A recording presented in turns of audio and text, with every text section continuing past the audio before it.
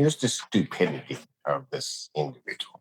You can think it's a game. It's a game with me that you will never win. Ms. Fong-Fachan understands that that story is not feasible, that when you inspect the claim that was made at her... I don't understand your stupidity. Don't get to just have your way because you want to have your way. I do not like sending people to jail. Your Honor, I appreciate the court's accommodation. I had an opportunity to speak with Ms. Fong-Fachan. I discussed bond violations that have come to the court's attention since Ms. Fong-Fachan's last appearance before the court. Ms. Fong-Fachan... Well, that, as well as the continued lying. Of course, Your Honor. And Ms. Fong-Fachan is going to apologize to the court, going to admit that what the court has been made aware of, her participation on a video podcast. Okay, let's just get it all right, Warren. Here's the stupidity of this individual. I lock her in jail because she was lying and violating her conditions. One of her first calls from the jail is to a podcast.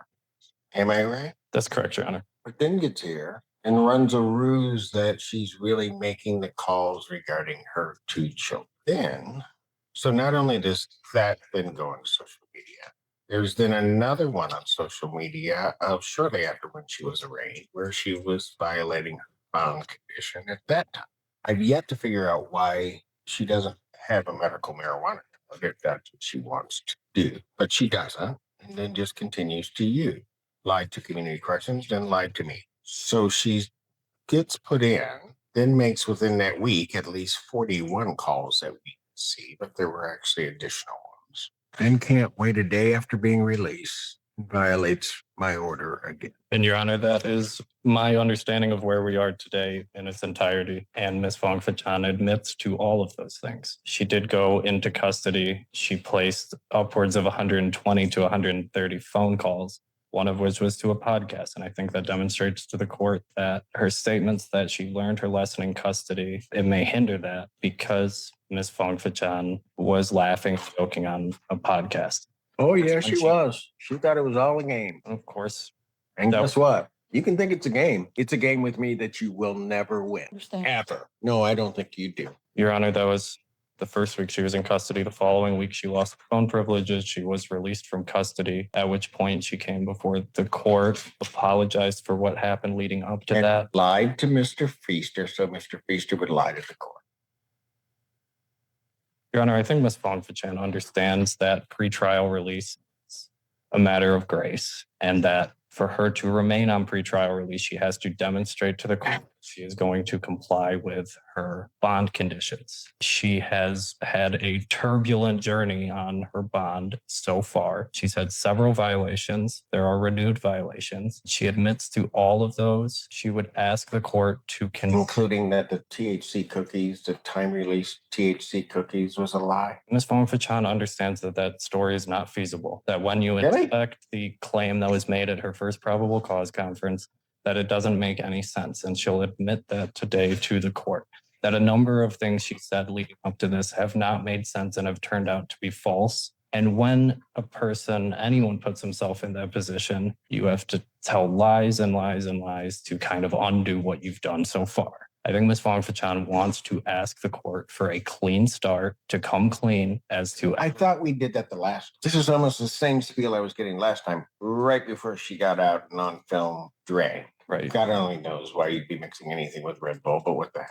Understood, Your Honor. And she did drink. There's a video of her doing it. You don't oh, yeah, there is. And what she's going to ask the court to consider, continuing her bond, upwards modification, that she be placed on a other to monitor alcohol use, that she submit to ETG testing to monitor her alcohol use, and that she cease using social media while this case is pending. Ms. Fong-Fachan is serious about resolving this matter. She's serious about taking care of her two children. Daughters Maddie and Ayana have upcoming birthdays on the 28th of March and on the 2nd of April. I know so it would be horrible if she's in jail on their birthday. It would, Your Honor. But it doesn't seem to me that she was really caring about them all this time anyway. No, she would have never put herself in the jeopardy that she's in right now. Of course, Your Honor. I know her children are her primary concern. more than anything else, that she's asking the court in a final act of grace to permit her to remain out of custody, continue her bond with those money. And Ms. Fong-Fachan can address the court and come clean about any violations of bond leading up to today. Go ahead. What does she want to tell me? Mr. Allen? I just wanted to apologize for starting off with a bad start with you. I hope that start over. I did my time for bond violation for 2 weeks. I messed up the first week. The second week you revoked my phone privileges. I learned my lesson. I had some time to think about what I've done, and I did have that cup of alcohol on the podcast. I truly thought that it was just no smoking weed, but I didn't know alcohol was a problem. But now I know. I do not have an alcohol problem. I was just drinking. How am I supposed to know that? You don't. That now you've learned your lesson. I know. Tell me how I should know that. I know that anything that I say, you probably won't believe because we started off poor badly. Oh, and you lied. Yes, Your Honor. Not just little lies, big lies. Every step you've done, you've been lying. So tell me why I should believe you now. I don't have a reason or anything to argue with that. I understand. Your Honor, I think Ms. Fong-Fachan knows it's not about what she says, it's about what she does. And what she's done leading up to this is not instilled confidence in the court that she's going to comply. We're asking the court to give her an opportunity to demonstrate that she's going to comply with the court's orders and present herself as a candidate for the conclusion of this case. I know you're upset at me. Oh, I'm not upset because I definitely get to go home today. So I'm not really upset. Go ahead. What did you want to say? You just think this is all a game. That's what your problem is. You do. You think this is all a game. I can say definitely I didn't take it seriously the first week. The second week after I stayed in, I had a lot of time to think. About what? About, my actions before, during, now, after the fact, having a drink. And I guess if you want to put me back in jail, I deserve it. Yeah, you do. You have a CPL? Yes. How bad do you want to make this guy? Because if you want to take this thing and make it the worst experience you ever had in your life, I'll be more than happy to indulge you. I don't. So whose rules are we going to play by? Yours, Your Honor. Absolutely. Problem is, I don't know that you know how to do the right thing. I think somebody that lies as much as you do about everything, it seems, and just kind of does what you want to do. You've probably been doing this your whole life, and that's why you can't change. Like, a couple of things. Oh, absolutely. I'm sorry, Ms. Hughes. I appreciate it. Your comment said something very interesting. You probably always were this way, so that's why it's so hard to pass. This behavior is exactly what this case is about.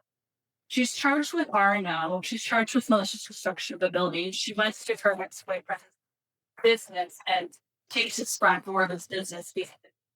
Police arrived. She started lying that she had just got there, that she hadn't picked in the front door, that she didn't know what was going on. The police wanted to conduct their investigation, so they asked her to just wait in her car. That's all they asked her to do. Ma'am, can you just wait in your car? And she took this as an opportunity to defy them rather than just listen to them. She told them, I'm not doing nothing. I don't need to go to my car. They asked her again, please go to your car. She decided to cut off Officer Cunningham, not allowing him to speak. She said, well, you can either wait in your car or you can wait in my car. She said, take me to jail. Fuck it. Yes, go ahead. Take me to jail. So I instructed her to put her hands behind her back, is what Officer Cunningham's report says. She then began to verbally and physically defy Officer Cunningham to the point that Officer Baldwin, another Ann Arbor officer, had to get involved. When Officer Baldwin approached, the defendant turned to Officer Baldwin and pulled her left hand away and said, don't make me swing on you, to a police officer.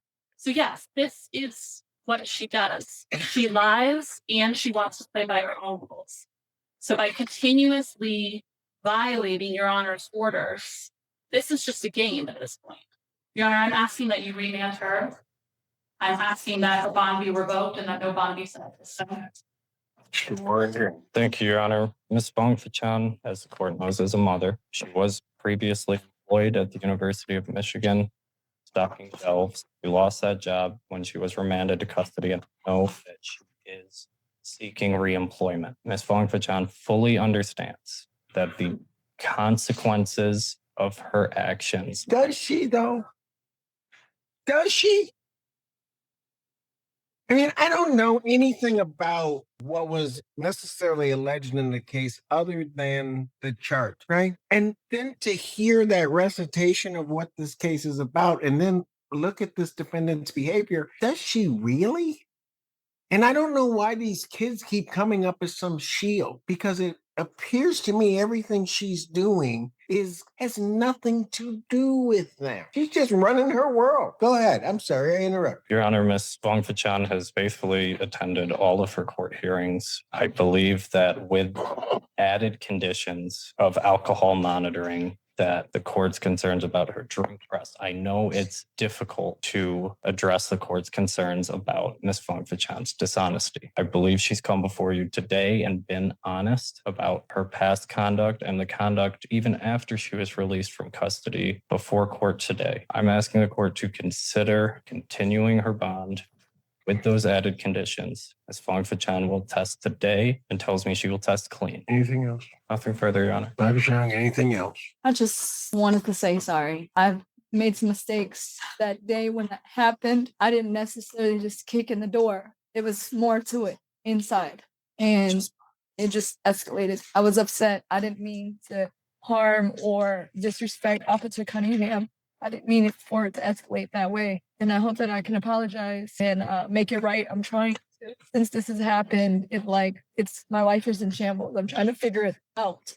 Being in jail I get to sit and think about my actions and, actually learn from them. But being in there, I can't get things done. Like I have to figure out getting another job, paying bills. Not that you care, but I'm trying. I'm trying to make it every quarter. I quit smoking weed. If I can be placed on an alcohol tether or have to drop for urine, I ask, can you still give me another chance? And you said something very interesting. You said, I don't care. Not that I care. Just now? Yeah, that's a funny thing, because actually about everybody that comes before this court, I care. I do. Maybe sometimes to my detriment. I do. I don't understand your stupidity. Just don't. And you're asking me to give you another chance. You got the first chance when you were first out, put you in, and bring you back. And you put me in a position where I can't give you another chance.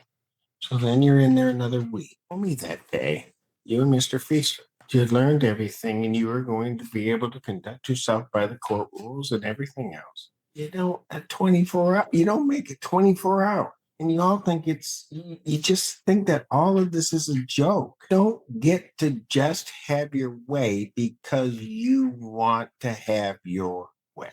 Always, there's a bigger bully. But if you think I am going to tolerate this, wrong judge. I know. I do not like sending people to jail, but I'm going to do my job. And if you can't cooperate, if you can't just do the simple things that are asked, none of this stuff is hard. None of it. But if you've got to pretend to all these folks that this doesn't bother you and you're just too cool for any of this, you're just going to make it, well, okay, so be it. You can sit up there and be everybody's hero. So, Mr. Warren Green, here's what I'm going to do. I'm going to adjourn her preliminary examination. I'm adjourning her preliminary examination for 2024 at 9. That is before. It will give you the opportunity to certainly push it before this court, this defendant's release. But for today, she's going. Defendant's bond is hereby revoked pending motion hearing. Defendant is released, else she will go on an alcohol scramble. Thank you, Your Honor.